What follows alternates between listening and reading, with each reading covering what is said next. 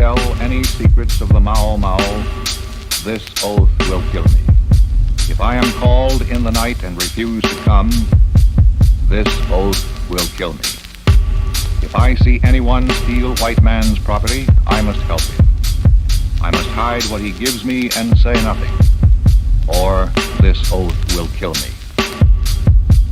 The whole system in this country, the economic system, is such that jobs are scarce. Automation is limiting jobs. It's decreasing jobs. And as automation eliminates the job opportunities, legislation will not create job opportunities. All it will do is bring about friction and hostility between the two races. You see, there will be no progressive revival if black folks are not deeply involved in it. I will obey all orders of the Mau Mau, or this oath will kill me.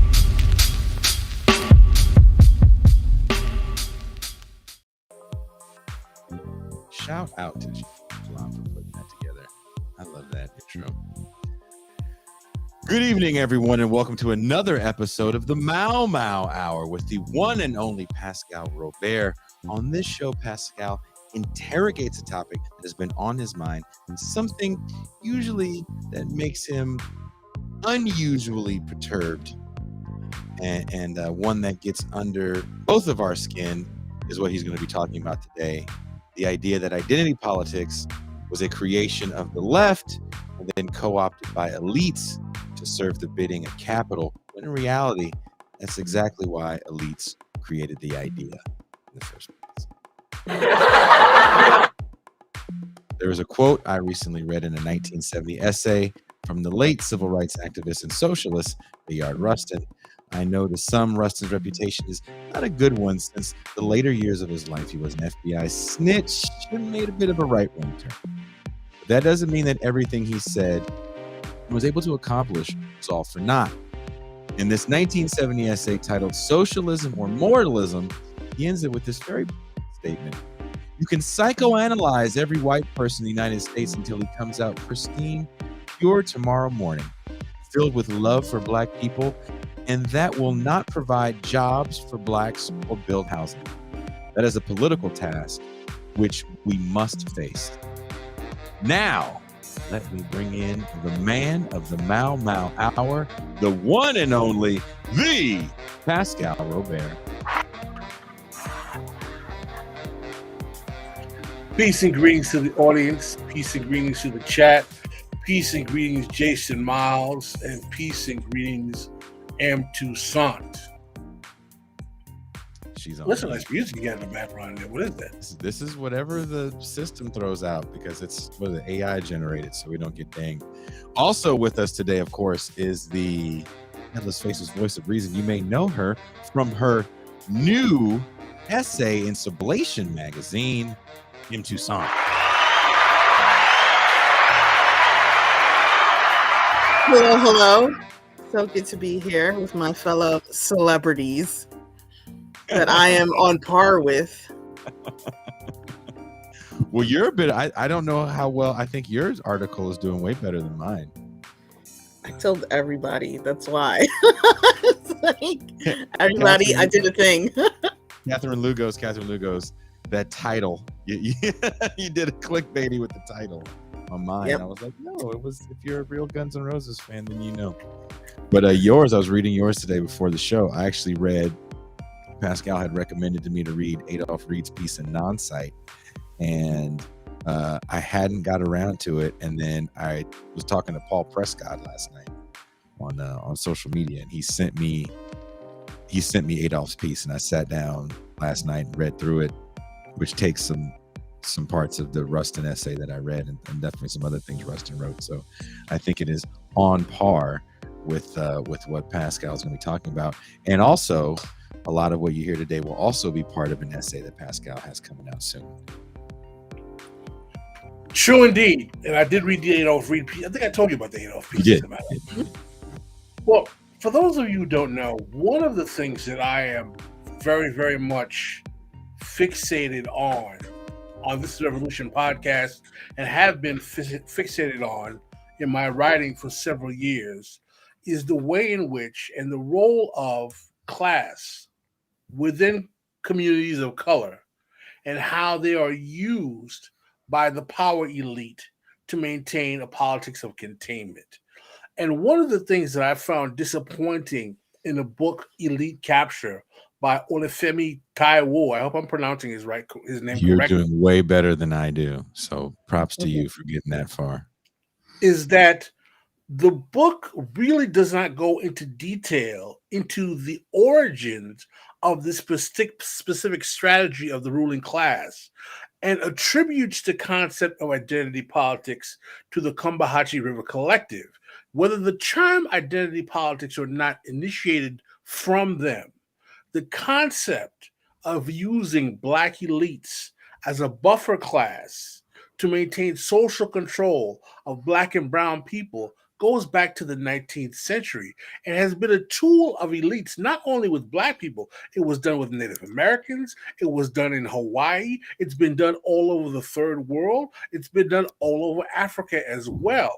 But one of the things that we have to understand is that the key linchpin in the effectiveness of American capital or Western capital in being able to create a buffer class to maintain social control is the world of capitalist philanthropy. And one of the things I found particularly disappointing about Mr. Taiwo's book is that he really goes into kind of objective platitudes about elite capture, but he doesn't go into the history of how the foundation world and the philanthropic world from the 19th century, things like the Peabody Foundation, the Rosenwald Foundation, the Rockefeller Foundation, the Carnegie Foundation, have been intertwined with the lives of communities of color domestically and abroad to create programs that allow the development of international capitalism and make sure that this kind of buffer class is elevated to work at the behest of the elites. And what ends up happening is that, and I can understand, by the way, Jason, why so many people have suggested that we have Mr. Taiwo on the show and why they think that his analysis would be simpatico with ours because he uses the quotations of people like E. Franklin Frazier from the Black Bourgeoisie. He discusses Carter G. Woodson's discussion of the miseducation of the Negro. He mentions Amilcar Cabral. There is, and he also mentions Fanon. There is a patina of assumption that he really, really analyzes the way class works amongst communities of color and amongst black people. When in reality, all he does is just cite the commentary of those individuals and doesn't use it to make a contemporary statement about movements like Black Lives Matter, which he praises, about the role of academics, which people like Walter Rodney said are as much as enemy of the people. Black academics are as much as enemy of the people as whites till proven otherwise, and basically makes it seems like there is this the superstructure of society makes it so elites are able to do this because they control the various structures of society, and as a result it's easier for them to create these functions without any particular detail about how, particularly on the left, the foundation world has been one of the main ways in which capital has been able to maintain control of not only the politics of people of color, but the politics of the left overall. The Ford Foundation finances all types of left activity. Some of the TV shows that we watch on the left regularly are financed by them as well. And the disappointment I have with the book, it's not that, I mean, it's not that I don't think that Mr. Taiwo's intention was malicious. It's just that I felt that his analysis was very milk toast in that it did not really get to the ways in which and the mechanisms of how exactly the foundation world and the philanthropic world really actually infiltrate and create this buffer class through educational institutions, through financing movements, through financing organizations, and through financing the media mechanisms that actually allow them to, to function.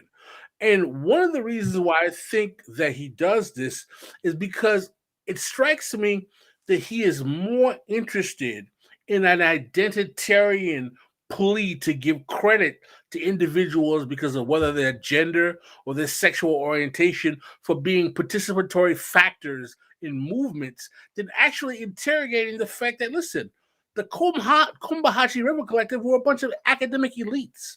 They were not exactly the proletariat. Many of the people, many of these people that you're talking about, Black Lives Matter, these women were career foundation working NGO employees before they started this hashtag.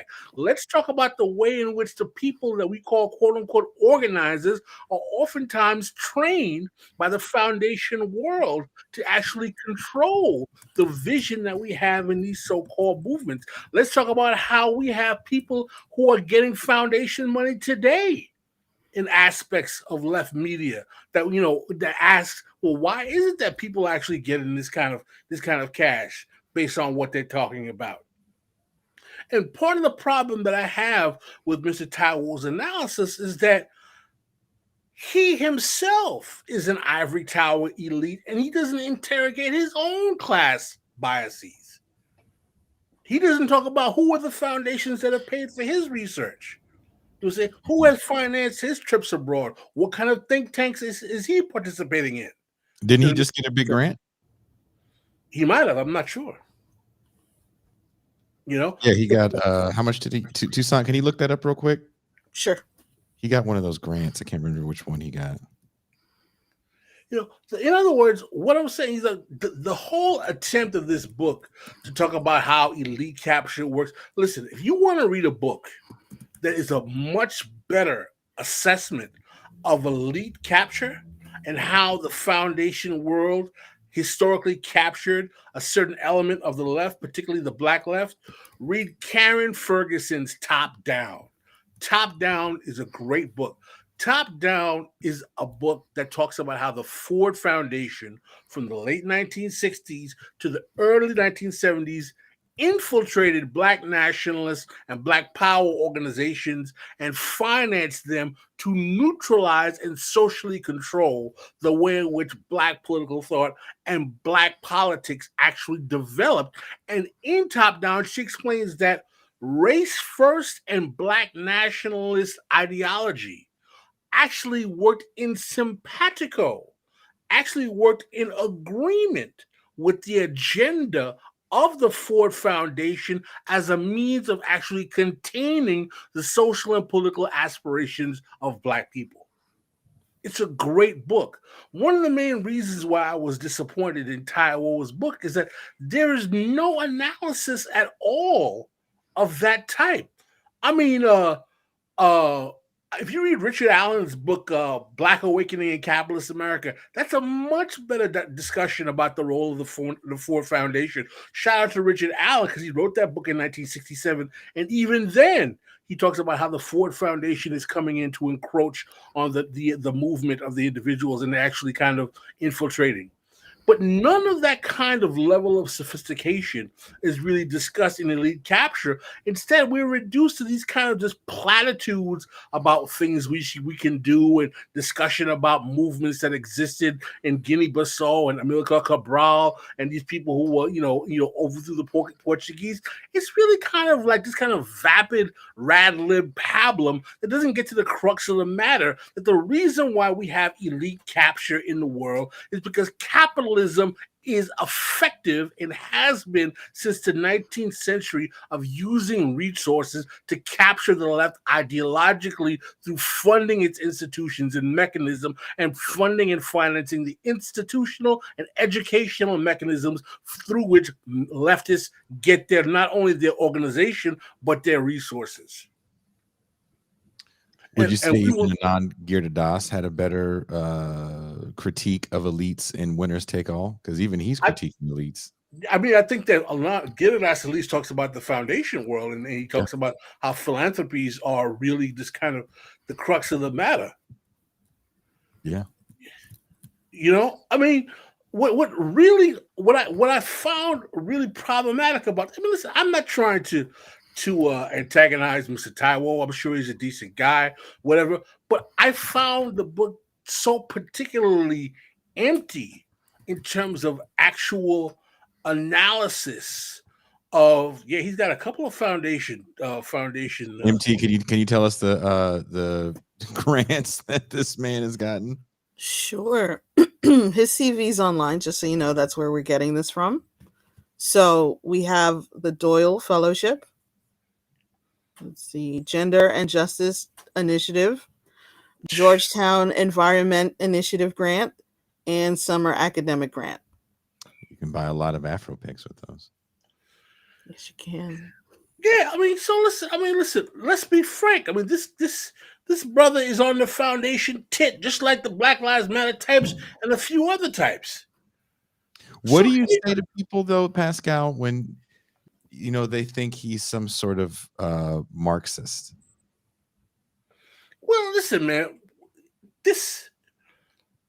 We have this kind of new version of Marxism, this Cedric Robinson Marxism. He uses the word racial capitalism like 20 times in a book, which is like, capitalism is only bad because it affects black people kind of analysis. And I think it's kind of crap. I think it's basically an attempt to create an analysis. I mean, capitalism is racialized by the nature of primitive accumulation. Why do I need to use this phraseology of racial capitalism? Like, what is the particular point? I'm not a fan of that analysis at all. And I think he's a rad lib. I think he's a radical liberal. I do not think he's really a dialectical materialist. My position is this. He does not get to the crux of the matter, of the nature of the way in which the foundation world corrupts the left by bankrolling it and creating the real elite capture by financing. I mean, I'm not saying we need to get into, Soros conspiracy, because I understand the connotations of that. But the fact that we have a history here, the whole history of historically black colleges and universities. Read The Education of the Blacks in the South by James Anderson. These schools were bankrolled by the philanthropies to neutralize the kind of educated black kinds of education blacks in the South really wanted for their children, and give them an inferior industrial education. In the autobiography of E. Franklin Frazier, which I've quoted here several times, there's a quote in that book in which the book the author says that the Rosenwald and Rockefeller foundations in the early 20th century were financing the graduate education of the talented 10th to keep them away from socialism and Pan-Africanism. Oof. Well, let me ask you this. What is your critique on the Combahee River Collective? Because my position is, I'm sorry, Jason. Go ahead. No, Adolf wrote about it in his recent non-site article, and I actually read the book and didn't really get the hype, but it definitely seems like there's a lot of reflection, as if this is a history that was denied to people, but these people only met like 2 or 3 times in a how many year period? Like 5-10 year period? I mean, my position is that I don't think that we can call a group of women meeting to talk about politics a political movement. I don't necessarily know if anyone can explain how the Combahee River Collective was a political movement. Are we saying it was a movement? Was it a phenomenon? Was it an organization? Was it a club? What exactly was it? I'm not trying to deny the importance of that phenomenon, but I have not read anywhere where anyone's explained that it had a long-term strategic impact on the political reality of black politics at that time in this country in any way. As a matter of fact, I find it to be one of the identitarian mechanisms that people who want to play identity politics like to elevate to validate their identity politics. instead of interrogating why a group of women who have their own class biases, when there were other more radical constellations of black women, by the way, are always elevated. Is it because they were lesbians? Is it because they were elites who had a certain educational pedigree? I mean, this name is always elevated because, again, people with a certain identity politics agenda feel that at this particular time, with certain, identities are being elevated for certain political reasons, we have to give voice. We have to give voice. Why do we give voice for people who didn't change anything? Why? Well, Just for the sake of giving voice? They were pointing out that, different identities navigate through the world of racism differently. Well, how does that affect the actual real world consequences of political life? I mean, there's a reason why I started the show off with that Bayard Rustin quote. So the larger point I'm trying to get to here is that there is a whole series of left posturing, intellectual foundation finance work coming out of a lot of academics. Don't forget, Walter Rodney said that black academics are the enemy of the people until proven otherwise. Coming out of academics that I question, because my point is, how exactly is this changing the status quo, and how are you disturbing the function of capital, particularly when you and yourself are being financed by the foundation world anyway? Toussaint, do you have something to add? I wonder if the word movement has a different meaning now. It seems to have grafted onto hashtags. So if you have a successful hashtag, then that's a movement. There's a rapper who said in one of his songs, a movement is two men in a truck. It doesn't mean what it used to mean at all anymore. A successful hashtag is a movement now. I mean, Black Lives Matter proved that. Well, not even Black Lives Matter. I mean, you have a wedding and you have a hashtag for people to put pictures of the wedding onto Twitter and social media, and that is a successful hashtag as well. Well, this is what any kind of branding exercise. Well, this is what I'm getting into with the piece I'm writing, the new piece I'm writing for Sublation. It should be out next week. Is a lot of people that proclaim to be leftists, are they the neoliberals that they proclaim to be so much against? Because there's a lot of me in this hashtagging world of movement building, quote unquote. I mean, listen, man, I think that this is kind of like digital showcasing, digital showmanship. In that, you say you have a movement just because you have 20,000 followers on Twitter or whatever, or you got, 150,000 people watch your YouTube. That's not a movement. Where are the bodies in the street? Where are the names of the people? Where's the dues paying members? Where are the dues paying members? You know what I'm saying? Where are the grassroots attempts to mobilize? I think that this whole attempt to create the notion of movement, I mean, it's just as ridiculous as me. The people are talking about saying things like, we're in the third Reconstruction right now. We're in the third Reconstruction? What are you talking about? How well is that working? People say that all the time. We're in the third Reconstruction right now in America. How is it working? Second? The second was the 60s, and the first was the one in the 19th century. The real one? The real one? Omar asked the question, where are the attempts to capture power? I mean, it's hard to capture. Wouldn't you guys agree that it's hard to capture power when you're constantly having these kind of identity battles?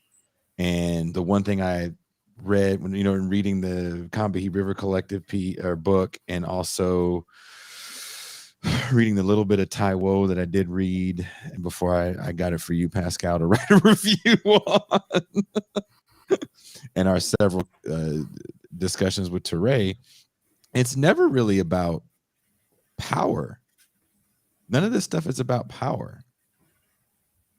There's something to be said about yelling at white people and people that pay for that. Rustin called that out in the 60s, talking about, you guys want to pay Kwame Ture $2,500 to speak and yell at white people, telling them that they're bad people. I mean, listen, man. My whole point is that where is the politics? Where is the politics behind this stuff? Where is the means in which this ends up a battle to contest for distribution of goods, services, and resources? They're getting it. They're distributing it through foundation money. I mean, William Darity has no problem taking this money, or Sandy Darity. Clearly. I think it has a lot to do with capitalism. As the poet Neo said, I'm a movement by myself, but I'm a force when we're together. You see what I'm saying? He is successful on his own, and that is a movement. But in a power couple, he is a force. Well, how do you feel, Toussaint, about the need to chastise white people constantly, be it through Robin DiAngelo, and people go, oh, well, that's not real. But then you get the Taiwo book, which is just an angrier version of the same thing. I don't know. I think I have a friend who's white. It's true. And she's very into psychology, and she always wants to know what she does not know. She wants the veil lifted, as she says. But I think that there's so many things white people know. You might think you have to tell them something, but they know what dinner with their family is like. They know what all the different perspectives on race. They know these things. What are you going to tell them? They should be telling us stuff. But what if one comments on your hair and says you speak so well? God, as long as you don't touch my hair, we're good. And then what if you walk down the street and then like an old white person like locks their door as you walk by? Doesn't that mean that all those microaggressions add up into one mighty aggression, and bam, school shooter? Those microaggressions add up to a mighty aggression. Good grief. That math. Is it like the formulas we had at the live show? Yes. I can't say I've experienced that, but for the racism that I know that I've experienced, this is such a good report that you did on this book. Did you plagiarize it? That kind of if I buy this book, is this all going to be on the back of the book? That sort of thing. What was the question? I'm sorry. The question was, do the microaggressions that you deal with in white America get you so much in a tizzy that it causes one major aggression? I think there's an issue in allowing it to become a major aggression. Microaggressions, I should hope that you're involved in some project that has to do with power that allows you to brush off more microaggressions. It seems like the people who are the most upset about those things are not engaged in any project with any group to try to make anything better. It's about personal testimonials. Is this just moralism? I mean, listen, my position is that, racism exists throughout the world in all societies. And I don't think that we should act like it doesn't exist. But at the same time, racism is a tool of capitalist oppression in American society. And when you are an elite who happens to be black, it's easier for you to isolate yourself from it than someone who is poor. Well, what if a cop pulls Taiwo over when he's trying to buy some more Jordans to go with his pick? That may happen. And but you realize statistically the likelihood of someone who has a certain level of education and wealth getting an interaction with the police compared to a black man who has no high school education is like 30-1. Well, let's just say it happens. Let's just say he's driving and maybe his tags are expired. Maybe he has no brakes and he has to stop his car like Fred Flintstone. His brake lights are out. Maybe Every time he gets to an intersection, he has to scream, "No brakes! No brakes!" He's stopping like a Flintstone. So let's say he has a run-in with the police, then he can therefore say, "Hey, racism. I got racismed on because the cops pulled me over, and they treated me mean." I mean, it might be racism. It might not be racism. I mean, yeah, I can't say. I'm not going to say that this cat has never experienced racism in his life. It's very. I mean, I'm sure he has. But what I'm saying is that to me, that's less important than the political reality that is necessary to change the material condition of people who are suffering disproportionately because of their race, but suffering overall because of capitalism. This is my problem. I want to make this abundantly clear. And this is why I don't like racial capitalism. And this is why I don't like these radical analysis for people who act like who say they are Marxists, but use this kind of radical analysis. The perception that I get from these people is that the only reason they don't like capitalism is because black people are the ones at the bottom. And if black people weren't the ones at the bottom, they wouldn't have a problem with capitalism. And to me, capitalism is problematic because it requires anybody to be at the bottom, not just because it requires black people to be at the bottom. Does it require black people to be at the bottom? I'm sure there's some Native Americans that would disagree with you. Right. Well, I think Native Americans are disproportionately largely at the bottom, but in terms of the perception, in terms of numbers. I'm sure they would shoulder nudge you like, "Hey, brother, we don't know about you at the bottom there.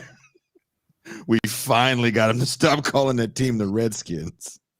And I've had these conversations with people who are like, "Well, listen, this for me, this is about just, I don't care about the white poor. I don't care about any other." I was like, okay, if you don't care about what kind of anti-capitalist are you? What kind of socialist, or communist, or Marxist, or whatever term you want to use are you? If you're going to say you only care about capitalism because of how it affects your particular demographic,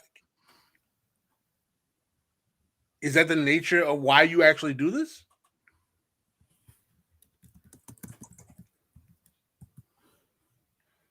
Because for me, my opposition to capitalism I was introduced to this kind of analysis, to be totally honest, of course, because of how I realized capitalism affected brown people and people of color. But my antagonism to capitalism is because I realized capitalism affects poor working class white people just as badly as it affects poor people all over the world. And it requires poverty. Then do you think they really dislike capitalism? I think they dislike it because it doesn't work for people who look like them in their opinions. Maybe they do like it. It's just that one little thing. Just a little microaggression that capitalism has against them. If we just get rid of that, they like it. I think they like it. I think they like being elite too. I definitely believe they like being elite. I think they like that foundation money too. Fatback and foundation money? Fatback. I wonder if there's a higher caliber of fatback. We need a chef on the show. Capitalism does require a reserve army of labor. That's absolutely correct. 40% of the people who are on welfare are non-Hispanic whites. Mm-hmm. So I think that we are going to open up the phone lines. Yes. Jason is calling in right now, and then I'm going to call in, and then we'll get started.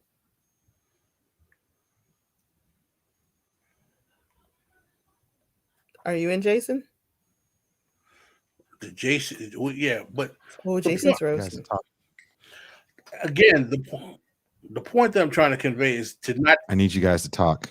The point I'm trying to convey is to not to deny that yes, Native Americans experience racism, or Latinos experience racism, or Black people experience racism under capitalism. I understand that. That's absolutely correct.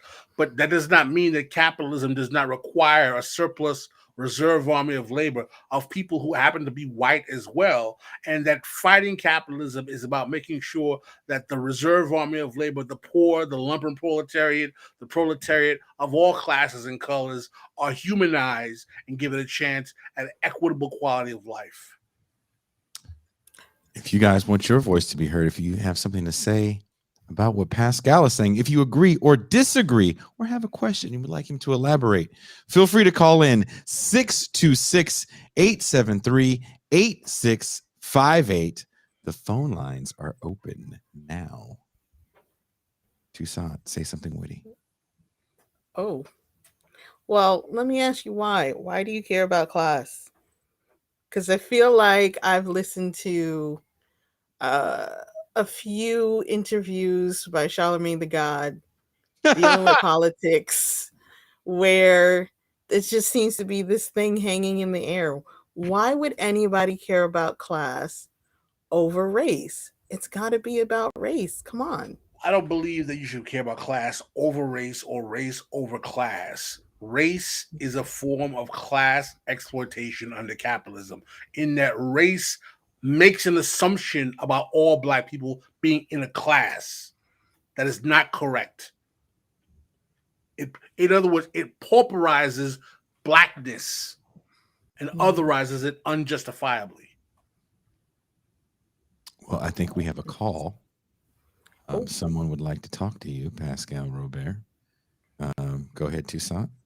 Caller, what's your name? Where are you calling from? Hello. This is Shirley. I'm calling from Indianapolis. Hello. Shirley, Happy New Year. Hi, Pascal. How are you today? I'm fine. Happy New Year to you. I'm sorry, say that again? I said Happy New Year. Oh, Happy New Year to you, too. That's right. This is my first time speaking to you guys since the new year. So let me just get into my question, because this, your discussion has a lot of thoughts going through my head. Now, are you suggesting that people who claim to be anti-capitalist, black people who claim to be anti-capitalist, are really only anti-capitalist because black people tend to be the victims or on the bad end of it? I would Are not you say saying that? I would not say that about all black people who are anti-capitalist. I can't read people's minds, but I do believe that there are some people. There are some people whose opposition to capitalism is only rooted in their racial analysis of black people suffering disproportionately from it. I would not make that allegation to all black socialists or anti-capitalists, but I do believe that my instincts tell me that there are some folks that are like that. Okay. All right. I could see that point, but I want to push back because I don't think any self-respecting black socialist would like believe that, like, oh, we're only against this because how it plays out on our end collectively. Because I think black people who want to participate or believe capitalism can work for black people, they tend to be like those people who are into that financial literacy stuff, or those people who were really pushing crypto really hard, but now you don't hear anything from them. Do you see what I'm saying? I think Yes. those people make themselves pretty clear that they believe in capitalism. Yes, I agree with that. But also, don't forget, there are various iterations of you have all kinds of different socialists or black socialists. You have socialists, you have revolutionary nationalists. There are different types of people who challenge capitalism for different reasons. My position is not to disparage all black socialists who would say that the only problem with capitalism is that it affects black people. That's not my goal. But I think that some of this, I believe that some of this kind of rad lib version of capitalism that I'm seeing, particularly coming out of academics in academia, is not really interested in challenging capitalism, but is interested in having more black people participate in the system. Yes, and that's what I think. That's what I think it largely is. I don't think those people even claim to be anti-capitalist. I think they are very much wanting or believe they can have black people get a bigger piece of the pie, quote so and so. You know, Right. but I think that's kind of not true. I'm going to say just one thing, and then I'll walk off and let someone else come in. But a huge discussion over the holidays with some of my family members. They talked about how, you know, when the New Deal was implemented and all of the programs that really brought the vast majority of the working poor into the middle class, they said, why can't that be done for us? Why do we have to embrace socialism or push socialism or go against this whole system that they believe it's too much, it's hard to do? Why can't, you know, that was policy. Why can't the same type of policy or, you know, reshaping of those policies be inclusive and work for the vast majority of black people? And that was a debate.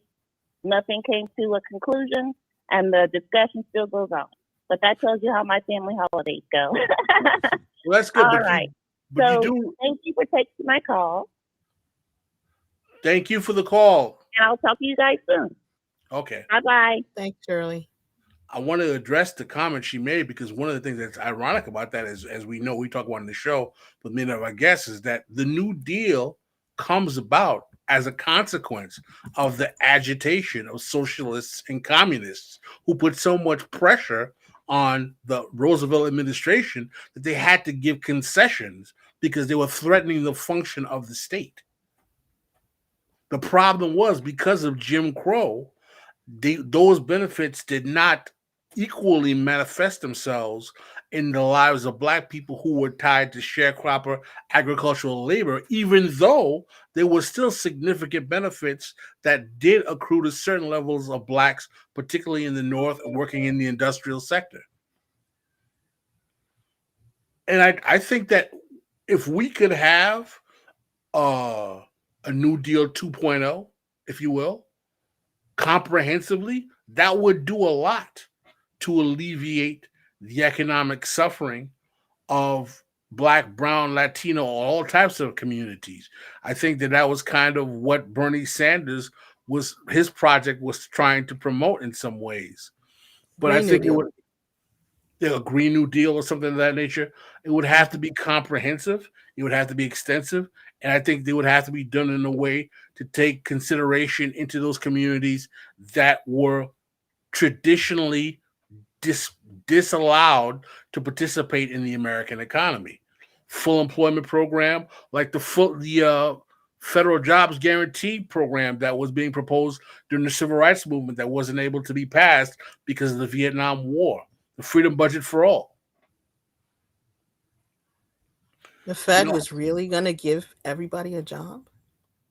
The freedom budget for all was a very, very advanced program that was being proposed by Dr. King and his acolytes, Bayard Rustin and A. Philip Randolph, to try to actually expand into a massive jobs program that would have been inclusive to Black and brown people as well as white people, that would have really, really gone a long way to diminish poverty and unemployment.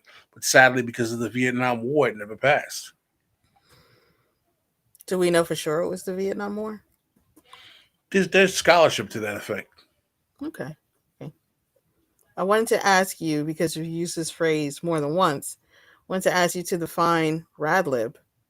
And do you feel like radical liberal? What for some people, a radlib is someone who was to the left of traditional liberal, but postures like they are challenging capitalism, but in reality, they're usually just presenting the issues of a certain kind of identity or group and really just want to participate in the capitalist system. If I give you an example of someone who I think is a radlib, who do I think is a radlib?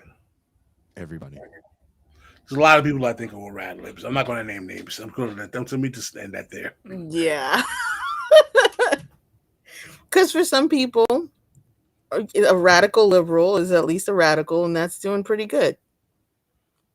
Why can't we be friends with them? Are they easily converted into socialists?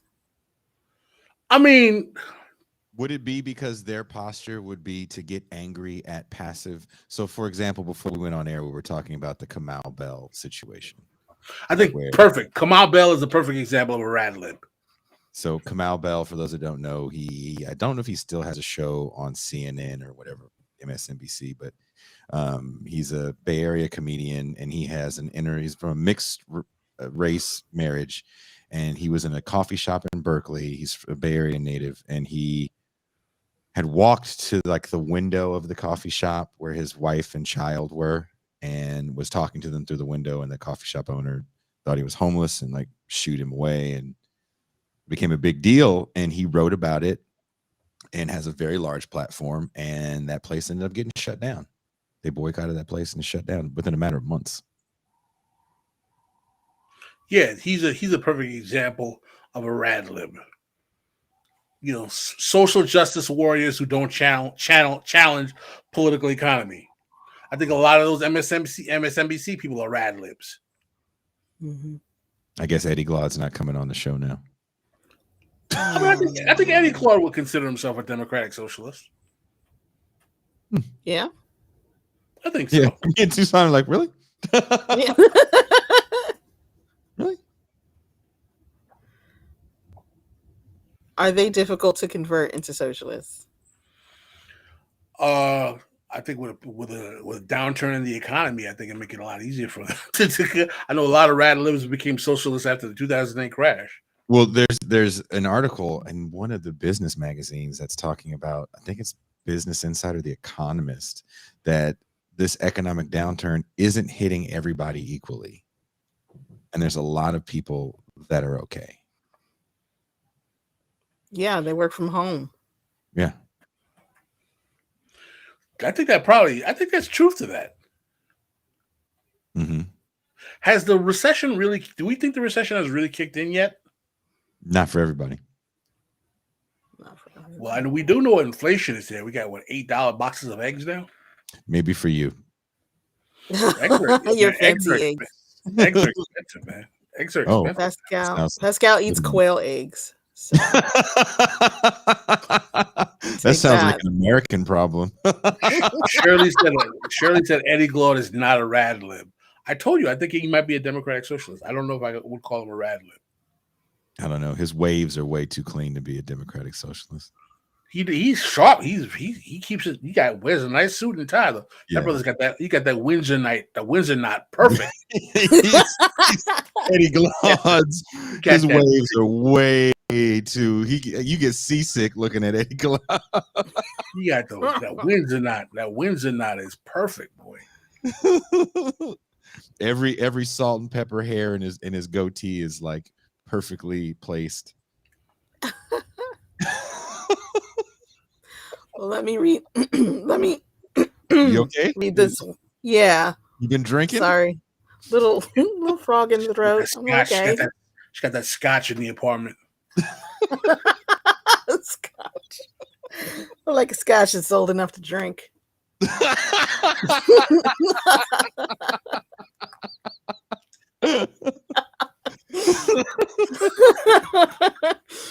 do have a comment from TBR. Mm-hmm. I think they consider themselves socialists, but they don't actually move or think in solidaristic ways. I think the solidarity piece is really something. Well, for one thing, it's one part that grinds my gears quite a bit, but I think it's a big tell if you're dealing with a rad lib or some kind of socialist. Nah, there's some rad libs who will straight out say they like capitalism. But would you say that there's rad libs that pretend to be anti-capitalist? Yes, absolutely. And I think that's what we're getting at here. We're not talking about Spike Lee and, the majority of people in hip hop. We're talking about cats with the Black Panther 1972 Black Power paraphernalia and stance that's kind of stuck in that moment. Good point. Elizabeth Warren is a rad lib. Yes. Ah, yes. But to Toussaint's point, if Elizabeth Warren is campaigning on, let's say, reining in the SEC and Wall Street, is that a bad thing? That's not a bad thing. That might not be enough for someone with my politics. I'm not saying it is or it isn't. Mhm. What I'm saying is, listen, man. Politics is about what you can get from the system. Some people would say it's about being able to overthrow the system. Well, okay, until we're able to do that, do we agree that we should try to force reform as much as possible to improve the material condition of people's lives? For me, my go-to on that is a man who I think is more revolutionary than anyone who I think could claim to be. Amilcar Cabral said that we don't do this because of theories or ideas or big words. We do this because we want to improve the material conditions of people's lives. That's the ultimate goal here. And my question is that if we can, with a radical demand, force concessions by the state and capital to amend their status quo function to improve the condition of people's lives, not saying that we surrender then and not continue to push forward, because we should not stop and never surrender. Is that not a good thing? Can we agree that reform on the way to revolution or evolution is a good thing? That's a question maybe for another show, because I have comrades on the black left who be like, the system cannot be saved. We need revolution. And I How tell is that people, going to happen? I say, listen, you realize revolution doesn't guarantee that after the revolution things are any better. You have to deal with a counter revolution after that, maybe even during. Do you know who agrees with that? Ooh. Steve Paxson, Sam Cedar. Sam Cedar agrees with what? Things getting better on the way to a revolution is a good thing. Yeah, in other words, reform until revolution is not a bad thing. Right. I don't necessarily disagree with that. I think it feels good to say that that's not true, and just say, "See, we need a revolution. We just need a whole revolution." But I mean, how does it? But that's kind of back to what I was saying. Like, how are you getting your revolution with no organization? It seems real neoliberal. Jason, with your nuanced pill and your complicating narratives. It's just a thing to say, okay? Damn it. I'm being serious. I feel like a lot of people who call themselves socialists and because what does that mean in the group? When Pascal goes, my politics, this is like, I don't know what the fuck that means. You can't do shit. Like, what? It doesn't matter what your politics. You can't do shit. I don't give a shit. He's a movement by himself. Yeah.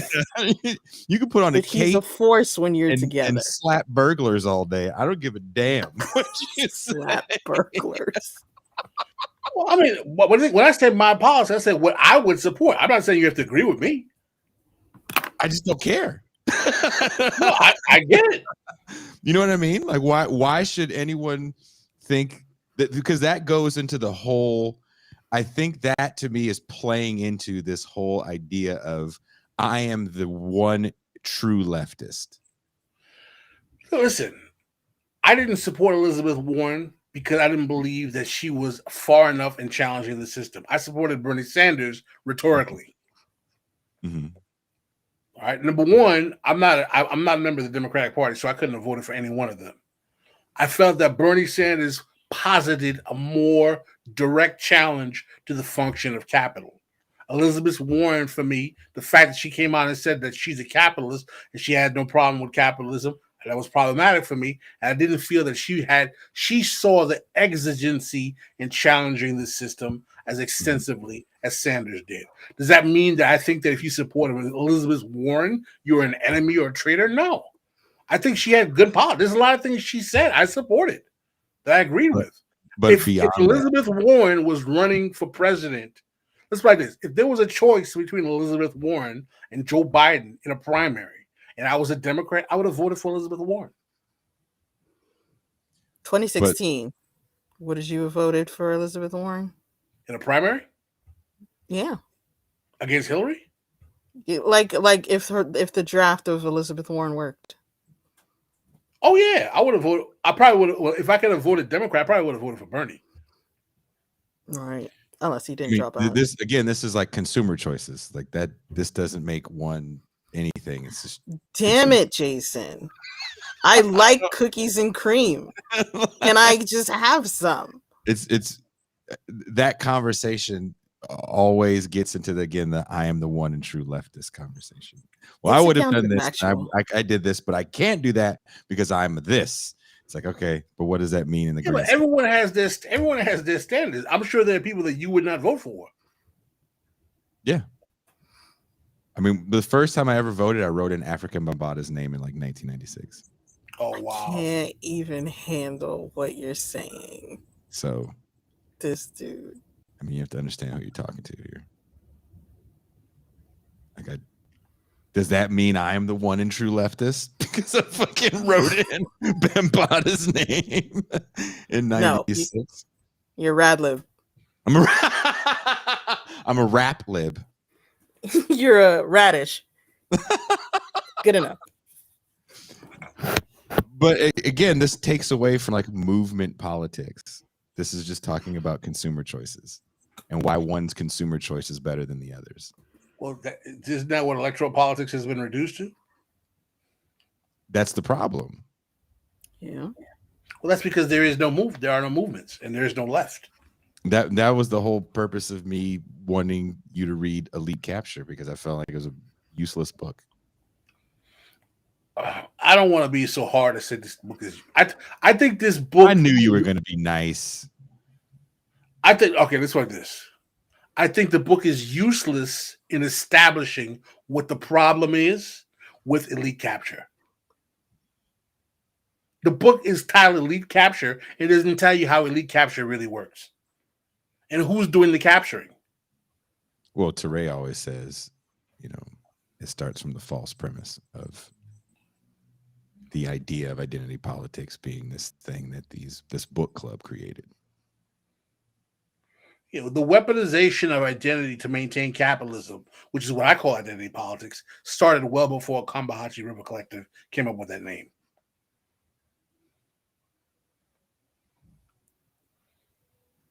Without a doubt. Called it a book club?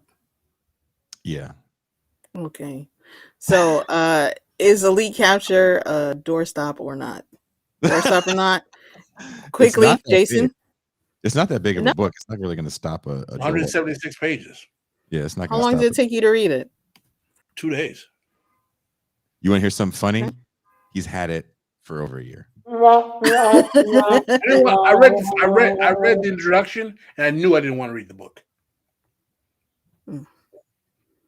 So you do not recommend that others read the book? Get Top Down by Karen Ferguson. Oh, they can read the book all they want. I would never tell someone not to read something. Get Top Down by Karen Ferguson. Okay, I'm lying. Don't read the Turner Diaries. Oh, man. That's the most radicalizing book ever. Apparently, right? I mean, that dude blew up a whole government building over it. Nobody's blowing up. What government building's getting blown up over Elite Capture? It's just the title is really good. It is. I like it. The title and the posturing is what Total sells posturing. people. It is a disappointment. The book is disappointment. The book is a disappointment, and it does not live up to the title or what it promises to do. What did it promise to do? It promised to explain what Elite Capture is and how to challenge it. Oh, I thought it was going to liberate you. Not quite. What's more liberating, reading that book or Kamau Bell shutting down that coffee shop? They're both kind of rad lib to me. I mean, if every black person got a free latte, would that have been better than shutting down the coffee shop? Ooh. Now you're talking my language. Elante. Hello. Like, what would you do if that happened? Like, remember a few years ago where Starbucks wouldn't let those black kids use the bathroom? They paid for a drink or something, in Philly, and people were like protesting the Starbucks. It was like big news for a while. What if Starbucks was like, okay, every black person that comes in for a week gets free coffee? Would that have made you feel better, Toussaint? I think at the time, yes. Just a nice little tasty treat. We love our treats, don't we, folks? Look at Pascal does not like Starbucks reparations. Would you have taken Starbucks reparations, Pascal? I would want to check. Okay, if they gave you a check for $4.25 for a cup of coffee. They turn me Wait. down. It's a big novelty check. Are you turning that check down? Like when you win a contest? Yeah. I just like it that Pascal is the only person in the screen, and he looks so disgusted with us. People think Pascal is mad because he's reading the comments. So now I'm saying it. Really, I like the comment. We got the best comment chat on the left, man. This guy came up to me. This guy came up to me in New York. He goes, Pascal never laughs. I'm like, he laughs all the time. Do you guys just choose not to see it? He dances too. He's reading the comments. That's why he doesn't make a face. Karen Ferguson's book is $55 on Kindle. Yee, whoa. Gosh, I didn't pay that much. You were a real socialist, you'd make everybody copies, but since you're a rad lib, you make them go to Amazon. I got the physical copy. I mean, it's a lot of work. Man. Some people like indoor plumbing. Those people are not socialist. If you have indoor plumbing, you're a rad lib. Exactly. Can we disabuse the notion that because you're a socialist, you have to take a vow of poverty? As socialists, we want to improve the quality of life for everyone so we all can live well. We don't want to require anyone to have to live a vow of poverty. Adidas tracksuits for everybody. Toussaint. So tell me you don't want a tracksuit. Tell me you don't want a tracksuit. This is Michael Brooks socialism. You have to look like you're having fun at some point.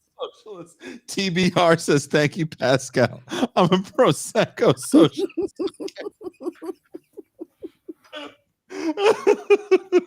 Pinky up.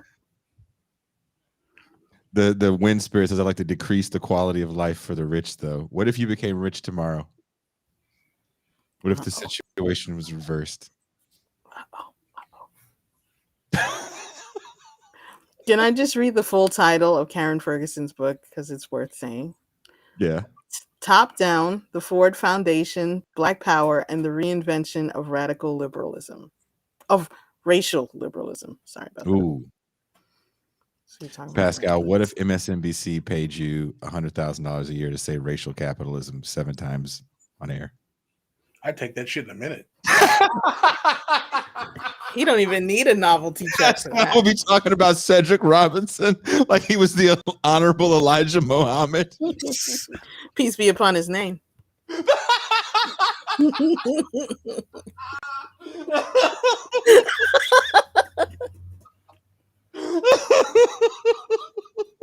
Can you imagine this TR just changes everything to the Honorable Cedric Robinson? We should get Karen. I never thought of that. We should get Karen Ferguson on. How can we get? Is she? I don't even know if she's an academic. The book was. Oh, before we go, I have some good news, Pascal. What's that? Hold on, MT. Be entertaining while I go get some. Be entertaining. Be entertaining. That's a good suggestion. Trying to get Karen Ferguson to come on the show. She wrote a couple of articles. She wrote a couple of articles in Jacobin. Did she? She wrote an article warning Black Lives Matter about taking Ford Foundation money. Ooh. She did. So last year, let's get on the screen real quick. Were you guys being entertaining? Yes, very. Do it again. I want to see it.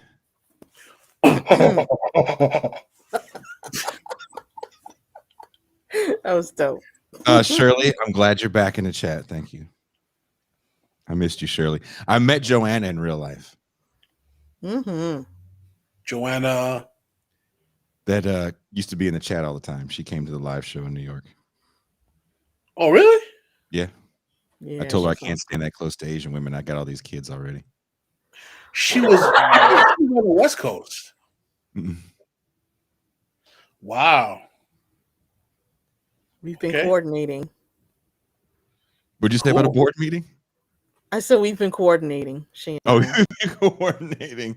You know what's really funny about Cedric Robinson? The original intro to this show. He was on the original intro to this show. Do you remember that? I remember that. There's like Lorraine Hansberry, Cedric Robinson, the Black Panthers. Who else? We had like every black leftist or Hubert Harrison. Yep. Yeah. Every black class. I like that intro. That was a good intro. I like that intro. It was chill. Remember that? You got a bunch of people I don't know in the current intro. I'm like, who's this guy? Because Gene did it, so it's all these Europeans. Gene purged all the black people. See, that's why it was Gene. No, Elaine Brown is in it. I know. Elaine Brown, Sankara's in it. Milka Cabral is in it. Huey Newton is in it. Who's the guy that looks Salim really is in it. sad? Who's the That's guy? Milka Cabral. He looks confused, actually. He does have a constant. So I want to, Pascal, I don't think you gave your address to the publisher unless you've been hiding yours. I went to the post office to get the laptop stand that I'm talking to you guys on today, which makes I can have eye contact with everybody. And the book came from the UK because the publisher's out of the UK. There are, what's the name of the publisher? Who published it? Where do I see that? I don't know. Anyway, Joy James, In Pursuit of Revolutionary Love, Precarity, Power, Communities. Oh, nice. This is a conversation. In this book is a conversation Pascal and I had with Joy James. On the Real News. I felt very prepared for. Okay. Like ready for war that day. I think I had the conversation down about that interview.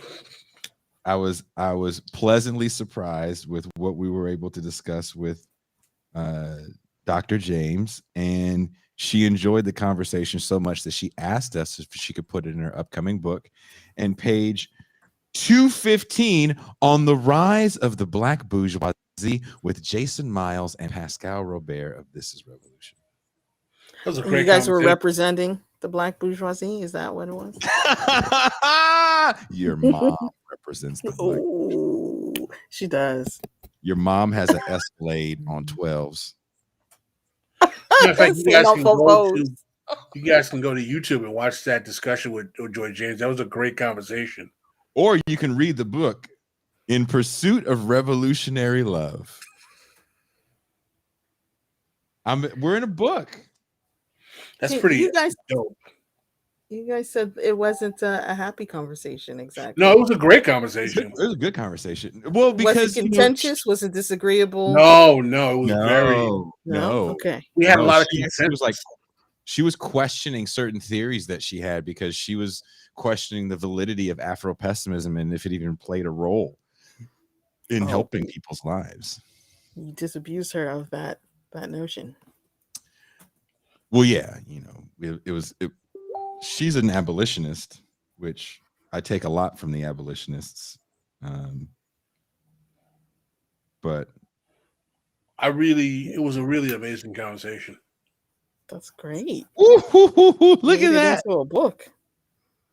I'm excited. So look, you guys need to get In Pursuit of Revolutionary Love, Precarity, Power, Communities. We are chapter 13, page 215. I'm super stoked. I'm going to start reading this book, and I'm not going to read just the part I'm in, or will I?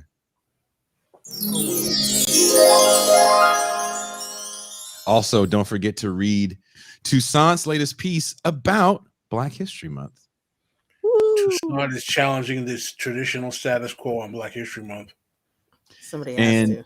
If you enjoyed what you heard here with Pascal Robert, there should be a piece out next week where he is going to elaborate. Elaborate. Thank you. Elaborate. Take a scalpel to elite capture. What is the title of the discussion? Surely the title of the discussion is Jason and Pascal put that shit down. Okay. Changing lives. Oh, does Shirley want to know what was the title of the discussion on YouTube? It was I think that was the name of the show. It's on the Real News. If you look up the Real News, This is Revolution, the Real News Network. Revolution, the Real News Network, Joy James, we Black Bourgeoisie. We were contracted to do 4 interviews with them. We interviewed Adolph Reed, Chris Hedges, Giannis Varoufakis, and Joy James. Nice. That's a good roster there. We were able to make all of those people have an interesting time, and Pascal made Giannis Varoufakis sad. I asked him the hard-hitting questions. Varoufakis was like, "Thank you for kicking me in my testicles. You have a very wide foot, Mr. Robert." Now I have a Pascal.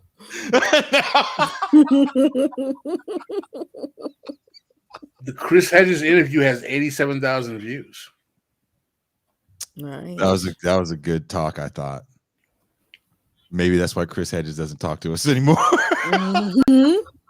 Done with these guys. I think we scare Chris Hedges? We asked him some pressing questions. No, we didn't scare him. We didn't scare Chris Hedges. But we want you guys to watch the interview. We were the first time that he was on the Real News for a while. He hadn't been on for a while. Yeah. And now he's got a show on there. Yeah, he does. Will he ask us on? It takes a lot to scare Chris Hedges because war is a force that gives him meaning. Because he what? War is a force that gives him meaning. Oh, because war is a force that gives him meaning. What is he, a Jedi? Yeah, I guess so, right? Is he fucking Palpatine?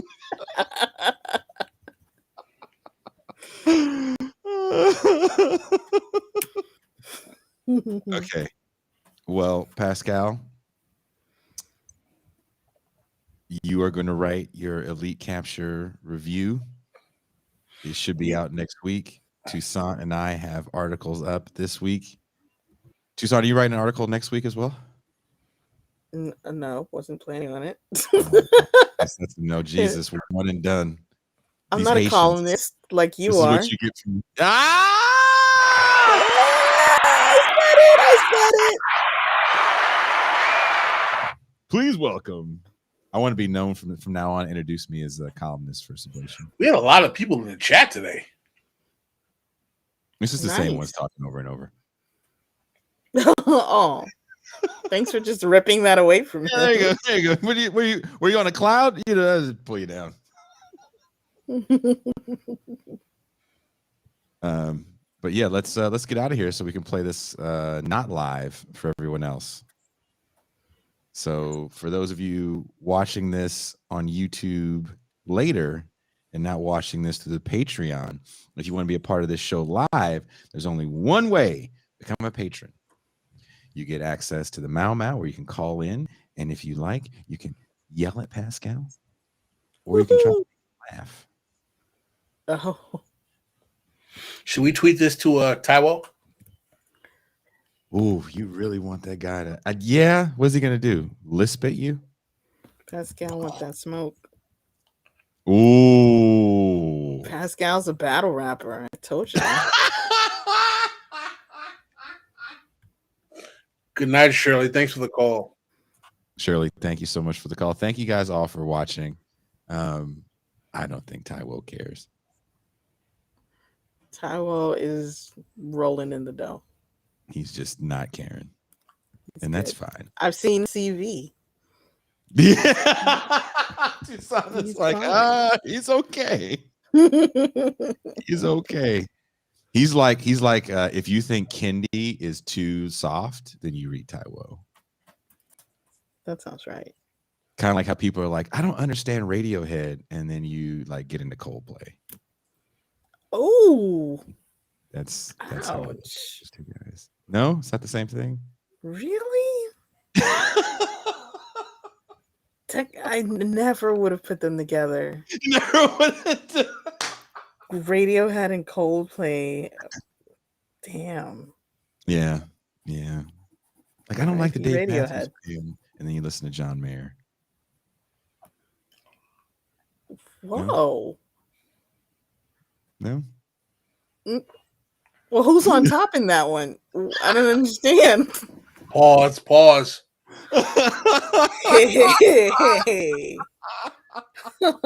Hey, yo. Yeah, this is a lot for me right now. It's a lot. Sorry. Nuance John Berlin. Mayer is none of the greatest guitarists of all time. That's the quote of the day. Like I'm not really into Nirvana, but I really dig Nickelback. Puddle of Mud, dude. Oh, that's better. That's better. Like Nirvana's too weird, but I really like Puddle of Mud. Nirvana's too sad. Yeah. That's how I look at those people. Like I want something heavier than Kindy, and someone goes, "You need elite capture," and it's like, dude, Yeah, man. it's like he's like an angry anti-racist, but he's not really that angry. No, But he's he's not. definitely an anti-racist. He likes If his you're, treat. I want to leave with this question: when you're an anti-racist, do you walk around and just stamp out racism whenever you see it? Stamp, stamp, stamp. Like if a homeless man calls Pascal the N-word, do you like stamp that out with your anti-racism stick? According to my white friend, yes.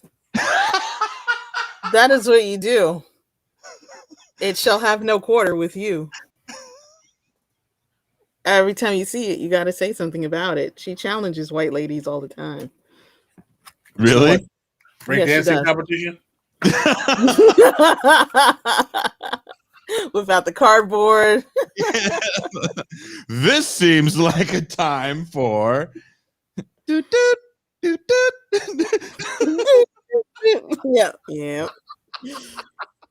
Oh no, it's an anti-racism dance-off. Yep. If the checker at the grocery store is a little rude to you but nice to like the Jewish older woman before you, do you have to get your anti-racism stick and shake at them?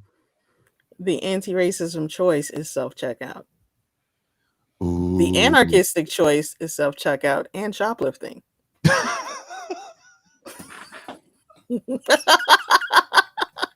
Poor Pascal is mad because now all his anti-racist friends, his inbox is gonna be so flooded. Oh, now you're not an anti-racist anymore, Pascal. Anyone just know they call him Mr. Tibbs. Oh my God. Don't you dare. That's what happened when I went to Ben Burgess's house. His dad was like, "What the hell is this?" Brought this colored guy over here. Don't you dare bring up Pascal's reason for having starchy shirts. His inspiration. He did a whole show on Sidney Poitier. He did. Right? I did do a show on Sidney Poitier. We need to do a whole show on Young Thug. Maybe Little Baby. That is a huge turn from Poitier to Young Thug. Young Thug is an auteur. Turd more than turn. Jeez. There's this Little Baby documentary, and I would love to watch it with Pascal. Oh my God. Why? You're kicking We can him in discuss the balls. modern myth making. That's Little what Baby? that's how you want to do it? With Little Baby, yeah. He's about to be goated. What did he do? Goat of what? You're like a devil rap. thing. Someone believes that Little Baby's the goat of hip hop music. Yeah, well, he's about to be. He's going to be in the conversation. What did he? You like, will love his. If someone came to me and sang a song, I wouldn't know it. Like, sing one right now. Trip Too Hard, something. Damn, I don't remember now. I Trip Too shared Hard's dope, though. Antonio. Did you see what I shared? Antonio Brown, you know, the football player Antonio Brown. He was rapping on Instagram, and it was the greatest thing I've ever seen in my life. Oh my gosh. I sent it to Pascal in his inbox because I wanted him to see it directly. So check your Instagram inbox, Pascal. Okay.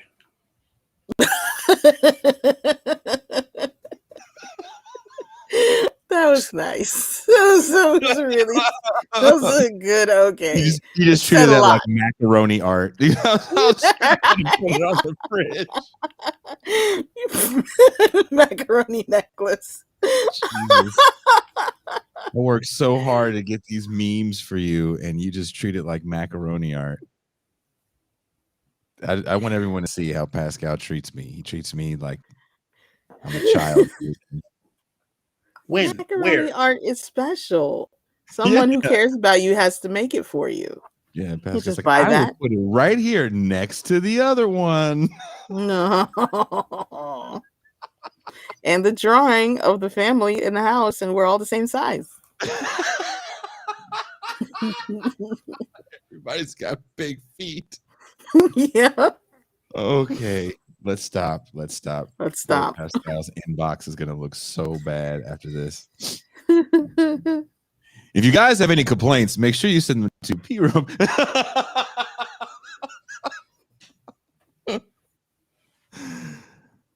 Can't wait to read the comment section on this. Thank you guys. And we are Black. that too. Out. If I tell any secrets of the Mao Mao, this oath will kill me. If I am called in the night and refuse to come, this oath will kill me. If I see anyone steal white man's property, I must help him. I must hide what he gives me and say nothing, or this oath will kill me. The whole system in this country, the economic system, is such that jobs are scarce. Automation is limiting jobs. It's decreasing jobs. And as automation eliminates the job opportunities, legislation will not create job opportunities. All it will do is bring about friction and hostility between the two races. You see, there will be no progressive revival if black folks are not deeply involved in it. I will obey all orders of the Mao Mao, or this oath will kill me.